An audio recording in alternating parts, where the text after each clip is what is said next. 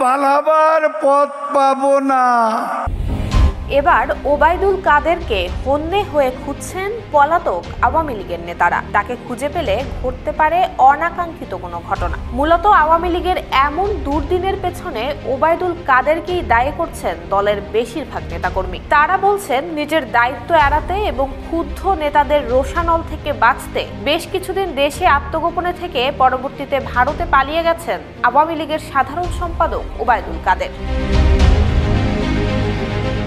গত শুক্রবার রাতে ওবায়দুল কাদের অবৈধ পথে ভারতে পালিয়েছেন বলে নতুনভাবে গুঞ্জন ছড়িয়েছে। গুঞ্জনের পরে ভারতে থাকা আওয়ামী লীগ নেতারা হন্যে হয়ে খুঁজতে শুরু করেছেন তাকে। পরের দিন মধ্যরাতে পুলিশ চট্টগ্রামের হালি শহরের শান্তিবাগে কাদেরের স্ত্রী ইশরাতুন্নেসার বড় ভাই নুরুল হুদার বাসায় অভিযান চালিয়েছে।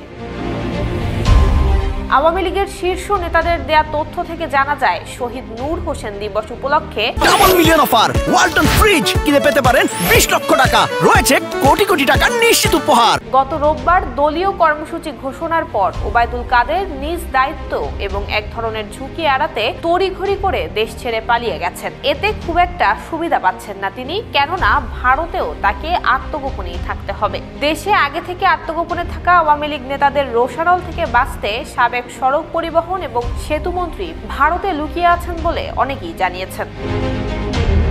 গত 5 আগস্ট ছাত্র জনতার অভ্যুত্থানে সরকার পতনের পর আওয়ামী লীগের সর্বোচ্চ নীতি নির্ধারণী ফোরাম সভাপতিমণ্ডলীর কয়েকজন সদস্য এবং সাবেক মন্ত্রী এমপি সহ মাঝারি পর্যায়ের অনেক নেতাই ভারতে পালিয়েছেন। তাদের কয়েকজন সোমবার জানিয়েছেন ওবায়দুল কাদের ভারতের কলকাতায় পৌঁছেছেন, তবে তাদের সঙ্গে সাক্ষাৎ হয়নি। সূত্র বলছে ওবায়দুল কাদের শুক্রবার শেষ রাতে সিলেট কিংবা ময়মনসিংহ সীমান্ত হয়ে অবৈধ পথে ভারতে যান। পাসপোর্ট ছাড়া বিমানে দেশ ছাড়ার সুযোগ না থাকায় তাকে শুক্র এবং শনিবার সীমান্ত এলাকাতেই অবস্থান করতে হয়েছে। পরে ভারতের সংশ্লিষ্ট কর্তৃপক্ষের কাছে বিশেষ অনুমতি নিয়ে গত রোববার ভারতের অভ্যন্তরীণ পথে চলাচলকারী বিমানে করে তিনি কলকাতায় যান। ভারতে যাওয়ার আগে ওবায়দুল কাদের আগস্টের তৃতীয় সপ্তাহের দিকে রাজধানীর গুলশান থেকে যশোরে যান। সেখানে তিনি তার নিকটাত্মীয় প্রভাবশালী এক সরকারি কর্মকর্তার শ্বশুরবাড়িতে অবস্থান নেন। তখন থেকেই অপেক্ষায় থাকেন ভারতে ঢোকার।